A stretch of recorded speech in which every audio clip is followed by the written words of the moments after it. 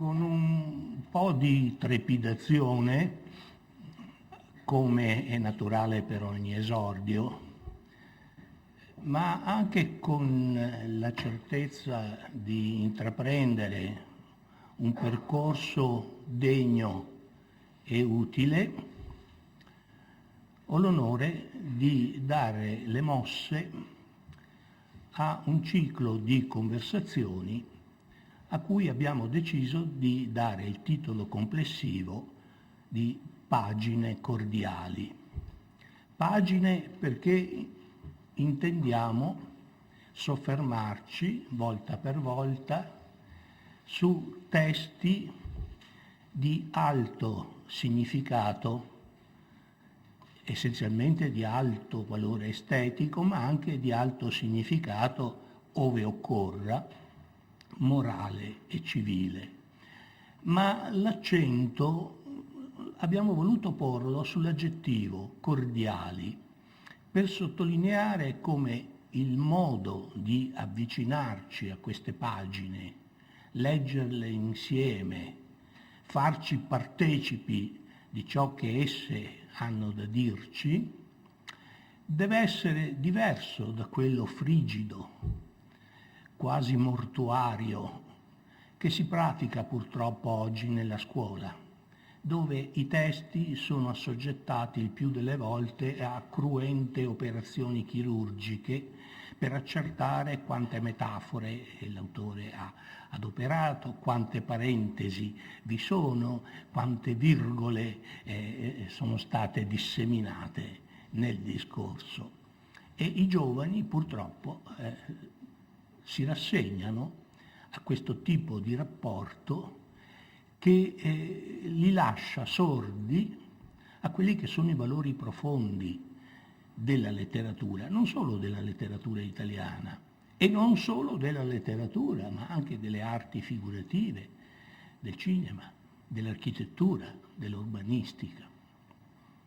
Cordiali ha in sé cuore, e quindi non soltanto la piacevolezza dell'approccio al testo, ma anche quel tanto che noi siamo disposti a spendere dei nostri sentimenti, delle nostre passioni, per entrare in sintonia con sentimenti e passioni che le pagine cordiali, le pagine del cuore sono in grado di comunicarci. In questo primo ciclo sono previste 3 serate. Si apre questa sera con la lettura di Clemente Rebora tenuta da Patrizia Valduga. Il calendario delle conversazioni successive è accessibile sia nel sito dell'Istituto Veneto sia in un foglio che può essere distribuito ai presenti.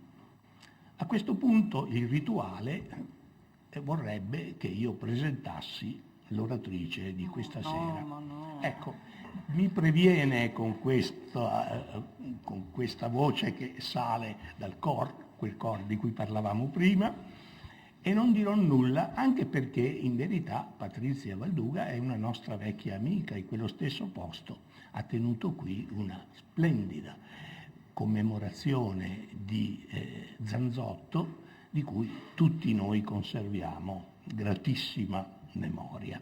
Ma sento, professore, Non dovrei dire... devono rimanere accese queste cose qui. Sì. Io mi vedo mentre parlo. E guardi là e non guardi nello schermo. Ecco, gliel'ha spento, benissimo. Di Clemente Rebora invece non ho nulla da dire, perché tutto ciò che vi è da dire ce lo dirà Patrizia Valduga. Ma tanto non la vede, non si preoccupi, la vedono, anche perché... Ma ho un herpes qui, sto male, sono vecchia, decrepita, non voglio vedermi a quel bar. Ecco, lontani. Siamo già in piena poesia, come vedete. Insomma, questa è, in un certo senso, è qualcosa di poetico. Ecco, magna debetur non pueris ma poetis reverenzia, anche in queste manifestazioni della loro sensibilità, del loro disadattamento, che è poi la loro gloria in sostanza, perché guai agli adattati. E detto questo, non mi resta che lasciare la parola, non senza aver aperto la bottiglia, e lascio la parola a Patrizia Valduga. Certo, certo. Posso andare io. La professoressa Tamiazzo Goldman è qui come mia badante, l'ho supplicata per questo.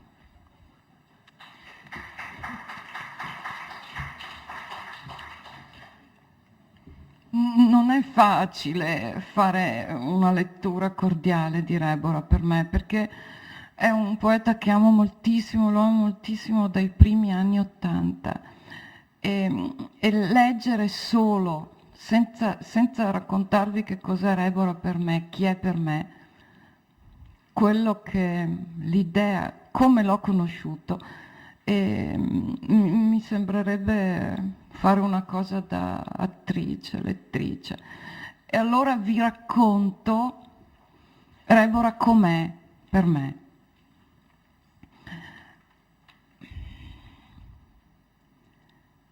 Se noi prendiamo un manuale qualsiasi, una storia della letteratura, una cosa antologica, e cerchiamo Rebora, troviamo espressionista vociano, rappresentante dell'espressionismo vociano, dopo la guerra, ha partecipato alla prima guerra mondiale, dopo frattura nella sua vita, conversione, diventato prete, fine. Non c'è più nient'altro da aggiungere. Ora, mi piacerebbe dirvi in questa quant'è la pagina cordiale, un'oretta, ma anche meno, che Rebora è sempre stato uguale a se stesso, non è cambiato, non c'è stata nessuna conversione, non apparteneva, non era certo turco o arabo, insomma, e non ha mai cambiato niente nella sua vita. Cerco di dimostrarvelo. Allora, quando l'ho letto per la prima volta mi sono subito accorta che c'era qualcosa che non avevo letto, e però sentivo qualcosa di familiare, e ho pensato a Montale, ho fatto uno studio mettendo insieme un piccolo lavoro, mettendo a confronto i frammenti lirici, di cui quest'anno, il 15 giugno, ricorre il centenario, e sono felice di parlare di Rebora proprio quest'anno, insomma, il centenario dei frammenti lirici. E questa cosa poi l'ho pubblicata quando mi è stato chiesto di inventare una rivista di poesia. Me l'ha chiesto una persona che con la poesia non c'entrava molto, Giancarlo Politi, faceva flash art, la fa ancora credo, però si era invaghito dei versi che scriveva Enzo Cucchi e voleva creare una rivista di poesia per pubblicare Enzo Cucchi. Io ho ideato la rivista, lui mi ha dato i versi di Enzo Cucchi, gli ho detto che non mi piacevano, che non li avrei pubblicati, e mi ha mandata a quel paese. C'era Crocetti che seguiva il mio lavoro e se l'è presa lui, bella che pronta. E nel primo numero dell'88 ho pubblicato questa cosa che ha sotto il titolo, tra virgolette, di plagi. Naturalmente il primo numero ha avuto un grande successo, e Rebora è stato pubblicato da Garzanti, il primo grande editore, se ne occupava solo Vanni Scheiwiller fino ad allora. È stata veramente una guerra. Io l'ho combattuta così, dal basso, mentre ai vertici, per togliere Rebora dalla sacrestia dove era stato chiuso e dimenticato, ai vertici c'era Giovanni Raboni, c'era Fortini, Giudici, Bandini, anche il vecchio Carlo Bo. Insomma, ci sono tanti amanti della poesia di Rebora, Betocchi, pensiamo Luzzi, anche Luzzi, tanti che lo hanno amato e però non ha mai avuto uno suo riconoscimento critico importante. E a questo proposito vorrei leggervi una pagina di Raboni. No, prima vi faccio sentire, perché voi non pensiate che io sia pazza, che qualche esempio. I primi sono i versi di Rebora e poi quelli di Montale, che Montale naturalmente ha letto. I frammenti lirici sono stati pubblicati da Prezzolini nella collana della voce, insomma, tra i poeti della voce, e sono stati molto amati da Boine. Boine è uno dei maestri dichiarati di Montale. Montale non può non avere letto i frammenti lirici. Ma perché mi sono fissata su questo? Perché Montale non ha mai nominato Rebora, mai. Ne ha parlato solo il 1° novembre del 57, quando è morto. Ha scritto il necrologio.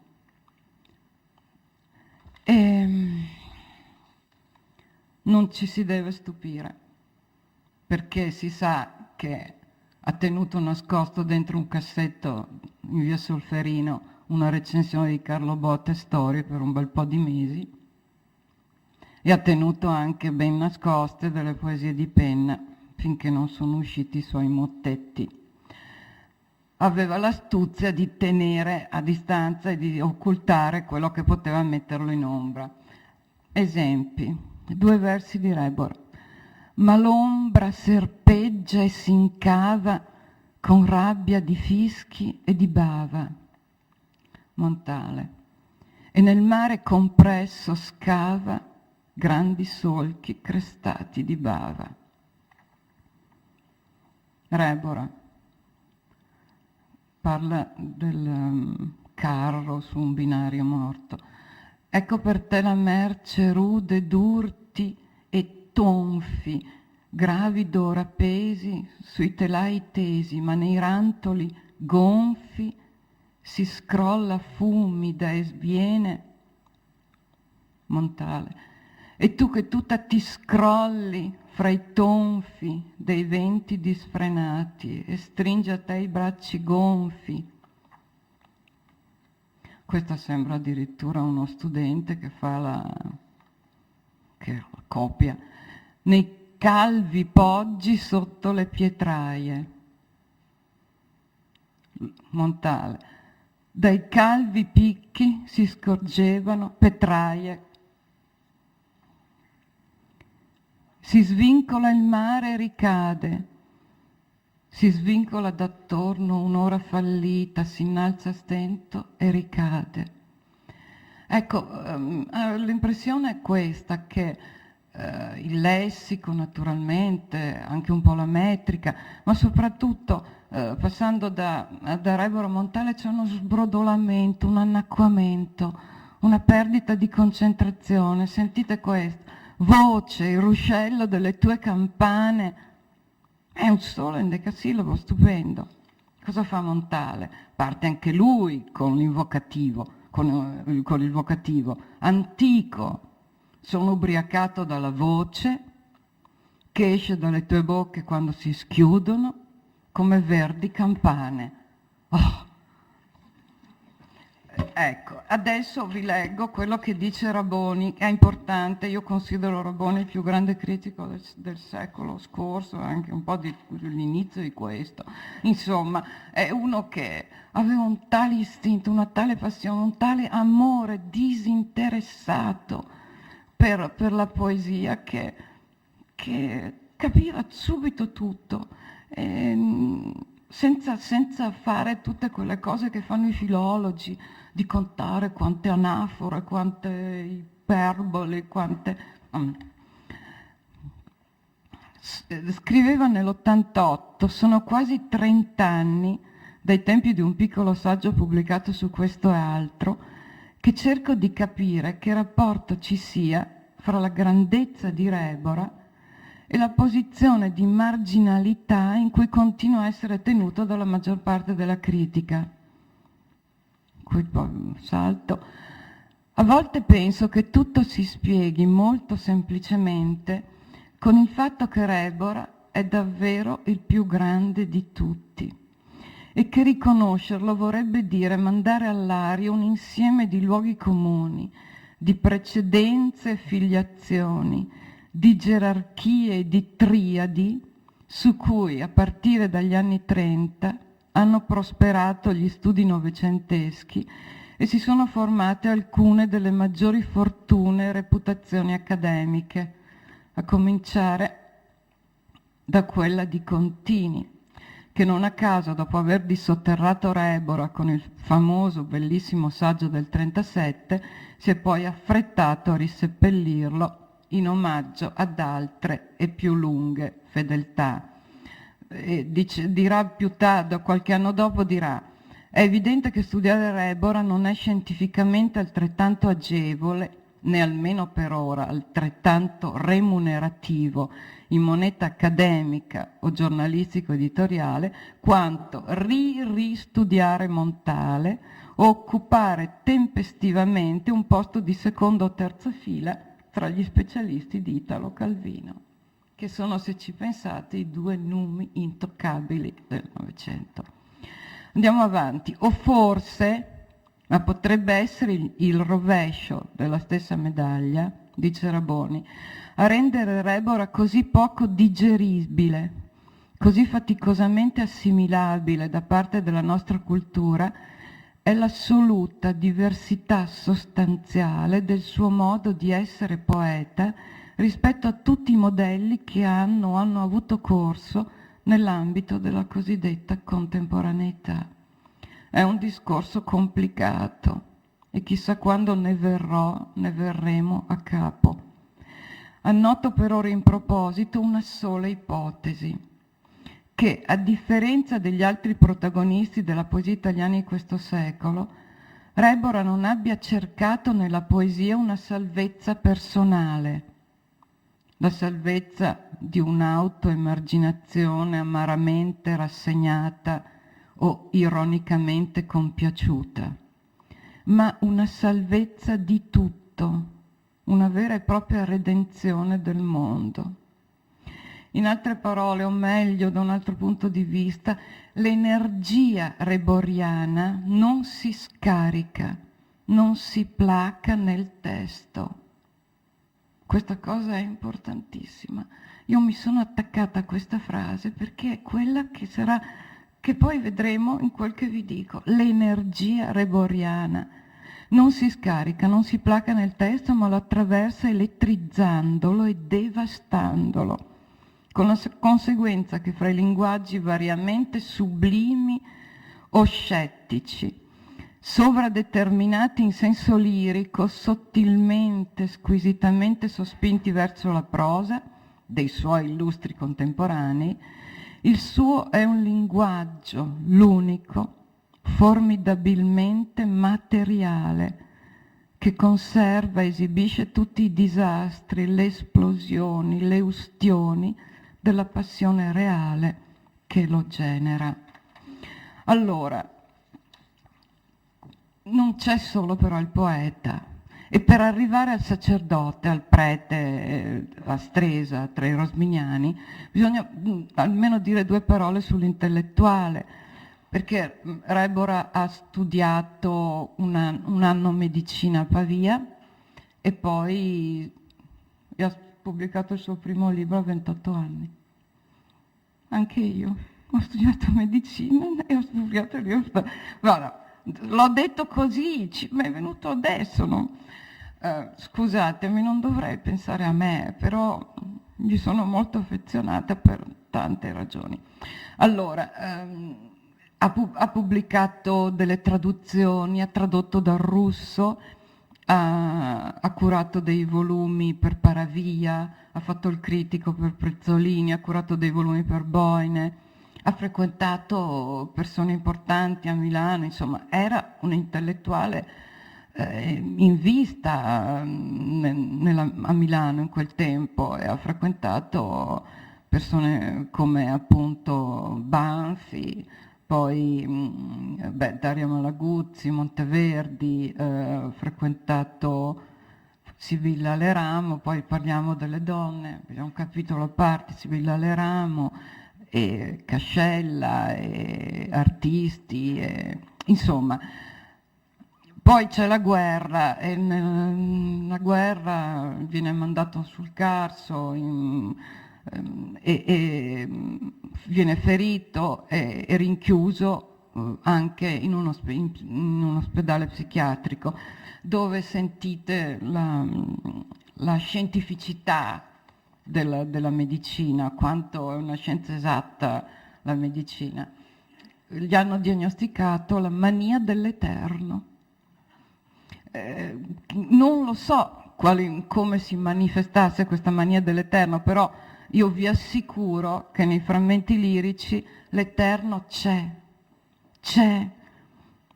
Sentite qualche verso: il cielo sguinzaglia l'eterno, mentre l'eterno in martirio di prove, fra le catene libertà mi ride, vien nell'ore mediocri l'eterno. Fremente bontà tu che l'eterno insegui nel fuggevole giorno. E poi questo verso: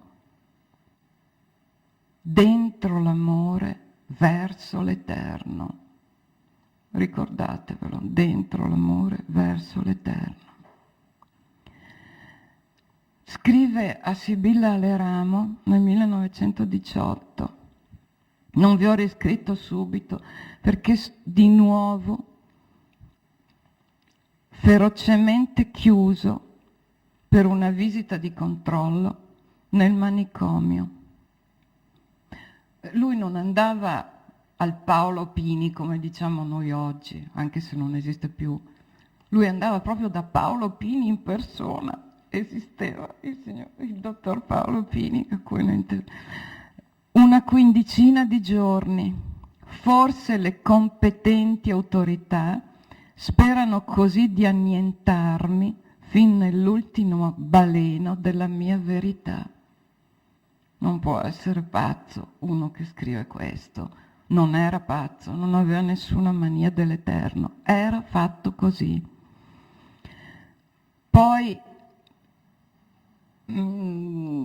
l'attività appunto culturale, l'insegnamento, ha insegnato nelle scuole naturalmente, le scuole ad allievi piccoli, e poi ha scelto le scuole serali per avere un pubblico di poveri, per sentire, c'è questo intellettuale sì, ma anche esercita una specie di apostolato laico. Quando viveva in via Tadino, lui si portava i mendicanti in casa, che poi gli saccheggiavano la casa, gli portavano via la roba e sparivano. Però faceva anche questo, instancabile nello spendersi per gli altri. E poi, sacerdote, dicono appunto che la sua produzione, la vita della produzione poetica spezzata in due parti. Sacerdote, sì, però ci va nel 29. Nel 29 lui va a Stresa, ma ha 44 anni. Non è che possa essere una cosa così che arriva improvvisa. Allora, che cosa unisce queste varie forme, queste varie esperienze? Secondo me l'energia reboriana che attraversa il testo, l'energia reboriana che cos'è? Come possiamo definirla? Io non credo che si possa far dire a Rebora quello che dice Otello. Dice: speak of me as I am. Dice: of one that loved not wisely, but too well. Ecco, anche lui ha questo troppo. Parla di me come sono. Parla di uno che ha amato non saggiamente, Erebora intelligentissimo e capace di un'estrema razionalità, è anche uno che detesta la ragione. Ma tu, ragion maledetta, dice, comprendi ogni cosa. Oppure in un'altra poesia dice, la ragione, cagna che ha piscio per ogni cantone. Quindi, not wisely va bene, but too well, troppo bene, troppo.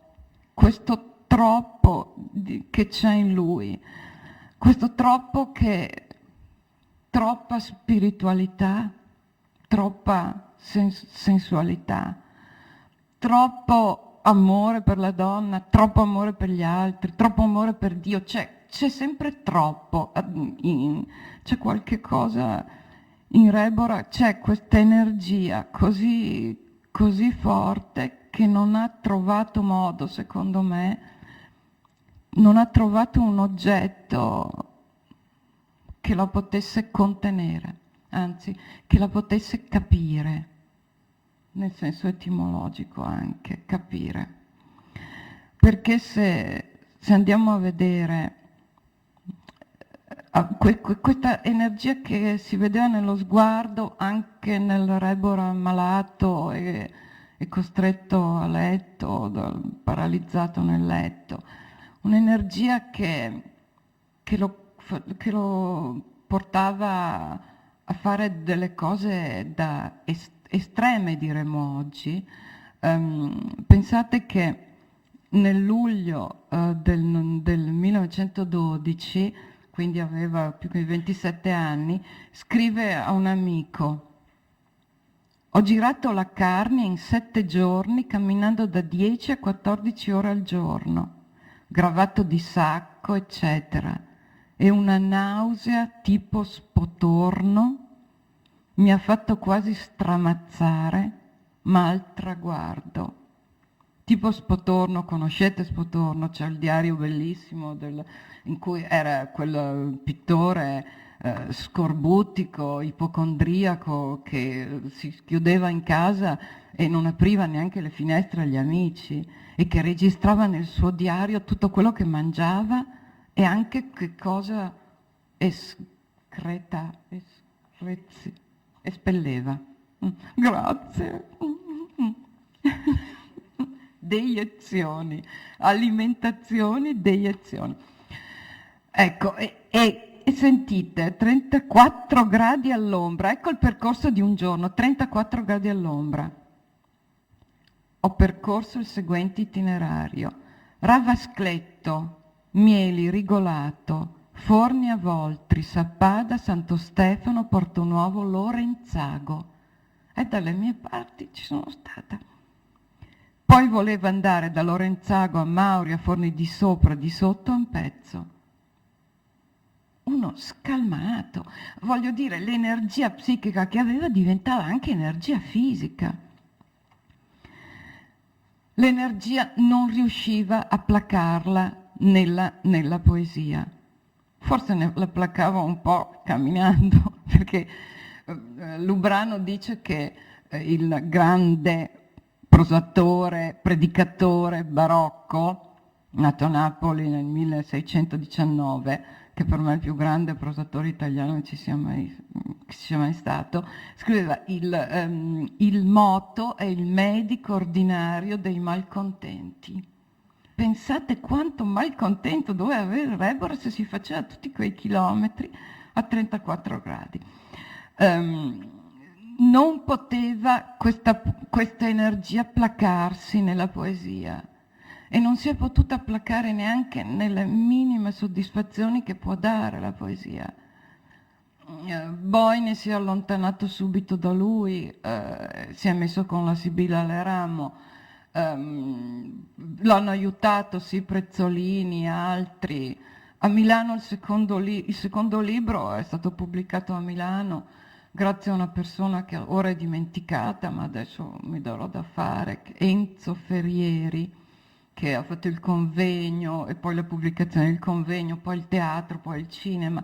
Enzo Ferrieri ha portato, Milano aveva delle persone straordinarie. Enzo Ferrieri ha portato a Milano Rilke, ha portato a Milano Valéry e trattava così bene i suoi ospiti e chi andava nella sede del convegno, che pare che Valéry abbia detto non ho mai visto la poesia si bien placée. Ecco, aveva qualcuno, ma in fondo, insomma, i furti di Montale e quell'idiota di Cecchi che ha detto, che ha stroncato i frammenti lirici dicendo un fiacco poeta idealista. Fiacco a quello che era una bomba di energia. Poi non poteva placare questa sua energia nell'amore per le donne. E qui appunto l'unica storia nota e che non è una storia da poco, perché lui ci vive insieme senza essere sposato, in via Tadino, vive con la Lidia Natus, che era amica di Cascella, che poi andrà a vivere con Cascella e poi lascerà pure Cascella per andare a vivere con Campigli a Parigi. Quindi prima sappiamo che dall'epistolario capiamo che una qualche attrazione forte per l'Aleramo l'ha avuta. E poi questa storia con questa donna di cui scrive all'Aleramo. Ciò che dico e faccio con una donna terribilmente vera, perversa e pura fino all'ingenuità più atroce, è pena e sforzo e spontaneità insieme. Pena anche. Allora, dice Betocchi di lui, Rebora possiede quella particolare rozzezza e timidità che è proprio degli spirituali. Uomini dall'inconfondibile accento, dal passo impreciso che non si dimentica. Era troppo spirituale. Per questo un qualsiasi rapporto carnale lo lasciava insoddisfatto, non riusciva a placarlo. Ma Rebora ha anche scritto questo nel 1907. Sono in un eccitamento formidabile dello spirito. Mi si scatena impetuoso, dà imbalzi possenti che mi annientano. Rugge, si ribella, si placa improvvisamente, poi di nuovo si divincola, instabile, immenso e piccino, assurdo, irreale, terribile. Sono stato al Tristano Isotta. È stata una combustione, una conflagrazione di tutto me stesso. Beh, solo una persona con una sensualità eccezionale. Wagner fa questo effetto, quindi non gli mancava una sensualità. Temo che allora l'ipotesi più semplice è dire che una sessualità, una sensualità straordinaria e una spiritualità straordinaria, che voleva insieme nell'amore, coincidenti. Lui dice, la mia carne è la mia anima. Era questo e non l'ho trovato mai, credo.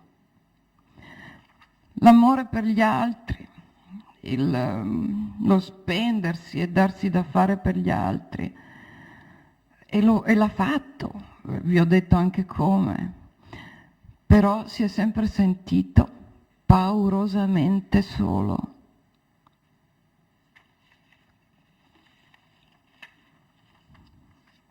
Io adesso vi faccio sentire una poesia.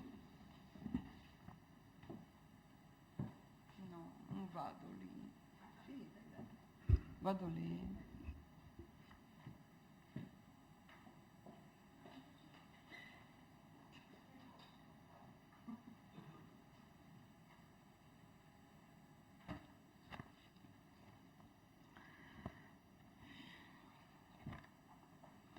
Voce, il ruscello delle tue campane, l'anima innondi, bramosa di te, chioma il cespuglio delle calde trecce, ma avvolga il capo, solcato di te. Oimè che la fortuna non agita sonaglio quando ci sfiora col suo molle piede. Io mi ritrassi allor che nell'amore eri una cosa per me sciolta in me. Fuggita or tu rimbalzo con selvaggia voglia che ha fatto un groviglio di me.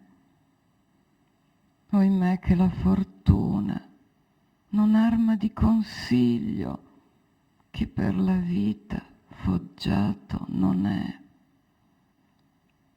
Ma tu, ragion maledetta, comprendi ogni cosa e per te dico, quando il martirio si snerva. Di nessuno la colpa, non sua, che prima amò, non mia, se tardi osai. La mano annaspa e raro si accompagna. La pupilla s'inebria e male scorge l'attesa dell'invito, o se la vide e l'anime intendendo lampeggiarono troppo, e paura che amor freddo s'inganni a confidarlo, o sviano nemici, l'uso fra mezzo e il ritegno e il pensiero del poi. Così l'attimo va, così sfiorarsi e partire, così due cuori si lasciano. Ma dove toglie amor forse s'invera. Tanto, o ragion sei saggia, ma sotto si ridesta e giù trabocca la forsennata amarezza, e la pupilla storco sino al bianco, e morsico la bocca, e un non so che nel cuor torvo a coltello, e nella gola mi gorgoglia e brucia tutto un impeto rosso che vien sulla parola e acceca il suono. Non applaudite.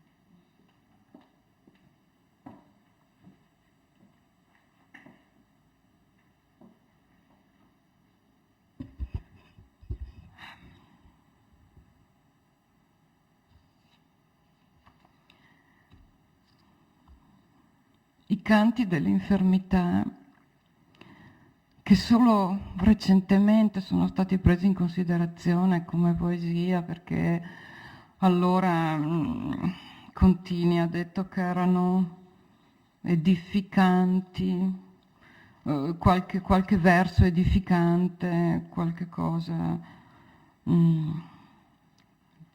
dove non c'era più il ritmo martellante, non c'era più il poeta, insomma, secondo Contini.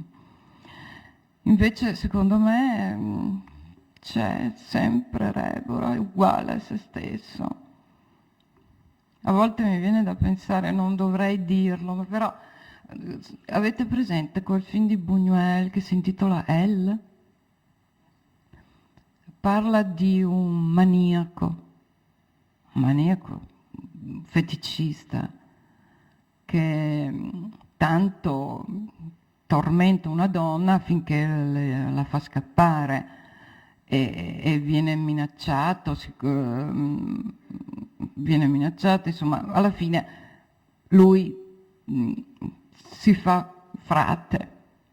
E quando prima lo si vedeva appunto nei suoi momenti più deliranti, che camminava non in linea retta ma a zig-zag, questo lo si vedeva.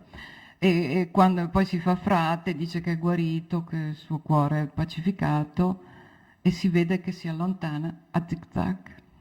Ecco, e questo è bellissimo. Ecco, Rebor è sempre stato così e la sua energia gli è sempre rimasta anche quando era paralizzato, gli usciva dagli occhi. Pare che i suoi occhi fossero di una luminosità e di una bellezza che lasciavano ipnotizzati. Allora, io vi leggerei anche uno dei canti dell'infermità. Qui vi dico che cosa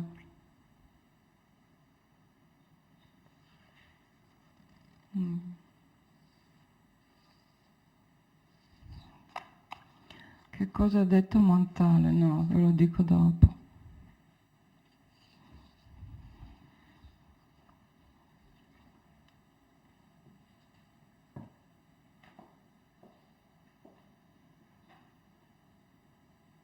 Il sangue ferve per Gesù che affuoca. Bruciami, dico, e la parola è vuota. Salvami tutto crocefisso, grido, insanguinato di te, ma chiodo al muro, in fisiche miserie io son confitto.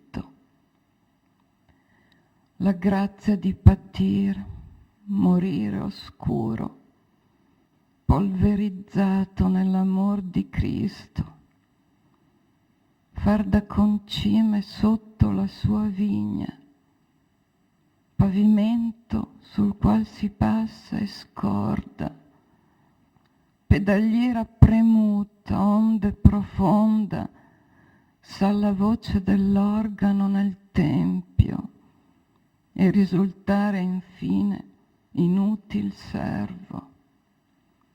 Questo Gesù da me volesti e vano promisi, se poi le anime allontano. Bello è l'offrir, quale il fiorire al fiore, ma dal sognato vien diverso il fatto. Padre, Padre, che ancor quaggiù mi tieni, fa che in me lecce non si perda, o scemi. A non poter morire, intanto muoio. Il sangue brucia, Gesù mette fuoco, se non giunge all'ardor solo e bruciore, Maria invoco che del fuoco è fiamma. Pietosa in volto, sembra dica ferma, penitenza, figliuolo, penitenza. Prega in preghiera che non veda effetto. Offriti sempre, anche se invan l'offerta. E mentre stai senza sorte certa, umiliato, e come maledetto, Dio in misericordia ti conferma.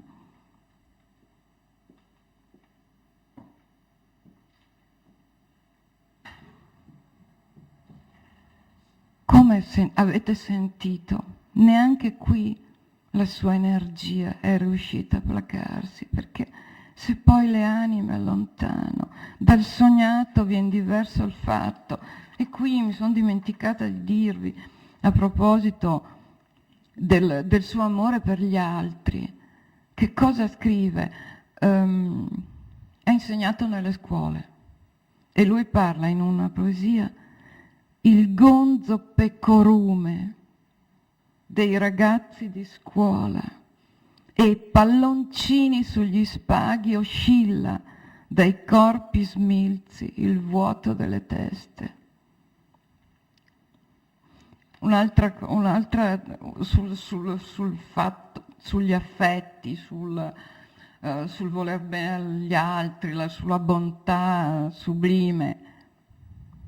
D'un così intenso amor alato cinsi ogni persona che per tenerezza dagli altri vivi più non mi distinsi. Ma quando al fin discesi alla scaltrezza del ragionare altrui, dentro mi strinsi un cuor che non aveva più dolcezza. Vita misera e grande, dà infine un luogo ove stare. Attendo forse un'improvvisa norma tenace. Ecco, quest'improvvisa norma, il luogo dove stare, alla fine l'ha trovato a Stresa. Io ho la sensazione, potrete non essere d'accordo con me, che la sua tonaca sia una specie di leggera corazza a evitare ulteriori devastanti delusioni. Deluso dalla poesia e anche dai poeti, deluso dall'amore, deluso dall'amore per il prossimo. Ha trovato lì un luogo dove continuare a offrire conforto, visto che non è riuscito a farsi confortare da niente, placare qualcuno. Insomma, poi lì c'era già stato, perché si è laureato su Rosmini, vi ho detto, forse, e il luogo lo conoscevo. Io non lo so se vi sono stata chiara, se vi ho fatto capire, fatto sentire com'è quest'uomo, ma vorrei concludere con una poesia che è difficilissima da leggere e che veramente è una specie di scalata di una montagna. Dobbiamo metterci su gli scarponi coi chiodi, pigliare le corde, i ramponi, e aggrapparci da tutte le parti e avere un gran fiato. Il primo punto arriva dopo dopo 56 versi. Io penso che qui lo troviamo proprio quasi un ritratto di quello che ha vissuto, c'è quello che ha vissuto, c'è quello che ha capito di sé, del mondo, c'è il suo sogno di purezza, il suo sogno di pienezza. È la descrizione di una descrizione della natura, non c'è l'io, nessuno dice io. Si parte dalle pianure che vengono definite schiave, a cui per loro l'altezza è vietata. Poi ci sono le colline che vengono definite ignare e per loro l'altezza è solo fiutata. Le giogaie avide e per loro l'altezza è sperata, e poi le tragiche catene per le quali l'altezza è veduta. Partiamo.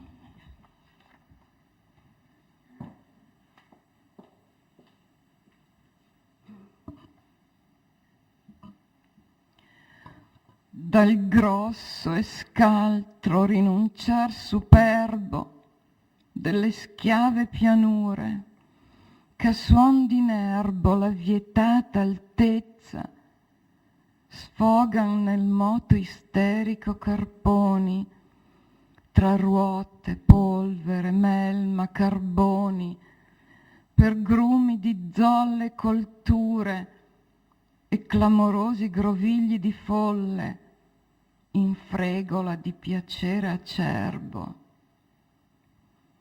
dal pigro di snodar con sforzi grulli delle ignare colline, ch'a suon di frulli la fiutata altezza tentan su dal letargo come serpi fra erte scese vicine per vigne biade, ronchi, cinte, sterpi e ville masnade in torpor d'opere e trastulli, dal soprassalto d'aquile farfalle dell'avide giogaie, ch'a suon di stalle la sperata altezza invocan dal più fier dei loro monti, per cuori rudi e boschi e salvi pascoli, nei poggi calvi sotto le pietraie,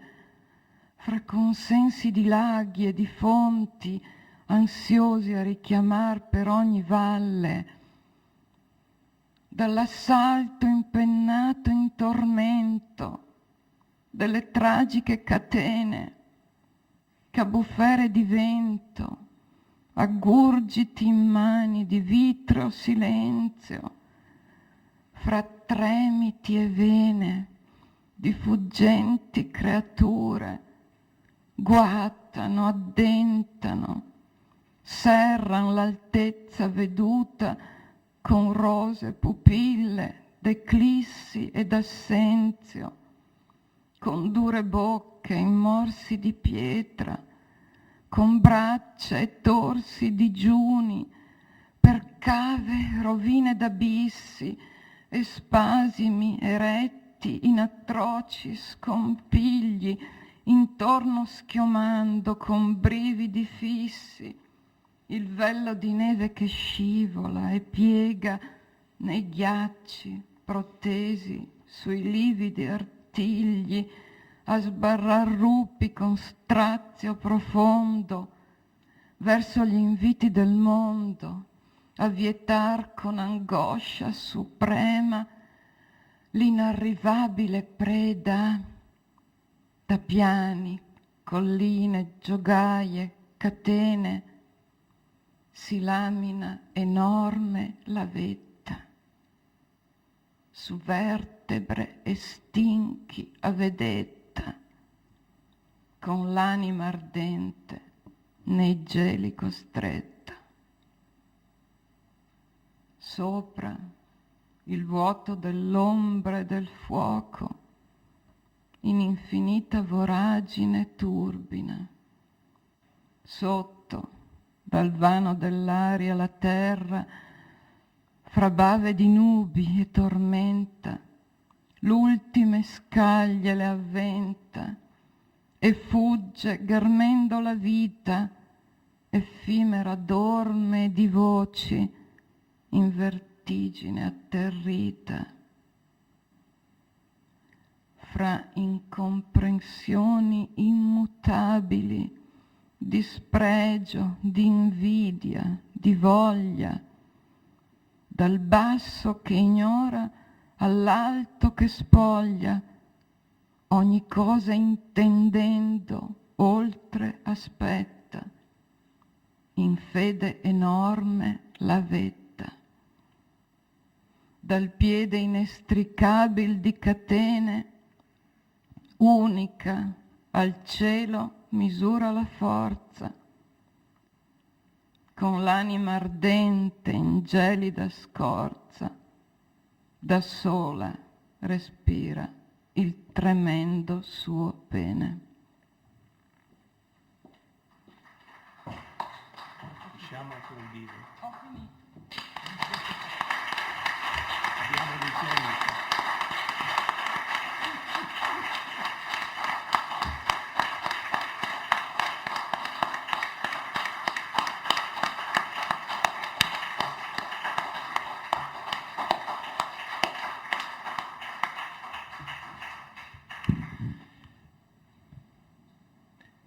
Nel breve esordio ho tentato di definire cordiali cosa significasse pagine cordiali. Vi sono riuscito miseramente, adesso lo sappiamo. Grazie. Credo che non ci sia nient'altro da aggiungere se non questo senso di partecipazione, di emozione, di commozione in qualche momento che ci ha uniti. Vorrei che questa cordialità verso i grandi poeti che vogliamo coltivare qui. A me piacerebbe molto che ve ne andaste via dicendo: ho conosciuto una persona oggi, si chiama Clemente Rebora e mi è simpatico.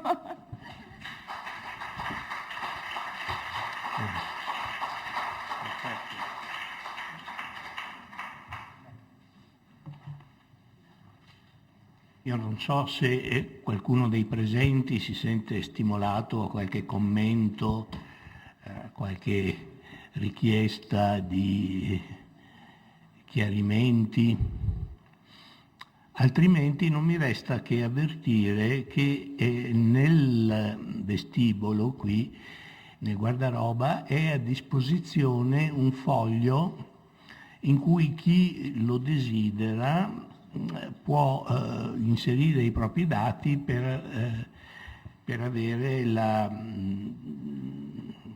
l'attestato di frequenza per usi della scuola o per altri usi. Ringrazio ancora Patrizia Valduga. Di solito si dice per le cose che ci ha insegnato, per le cose che ci ha detto, io direi per le emozioni che ci ha procurato, e diamoci appuntamento alle prossime conversazioni delle nostre pagine cordiali. Buonasera a tutti.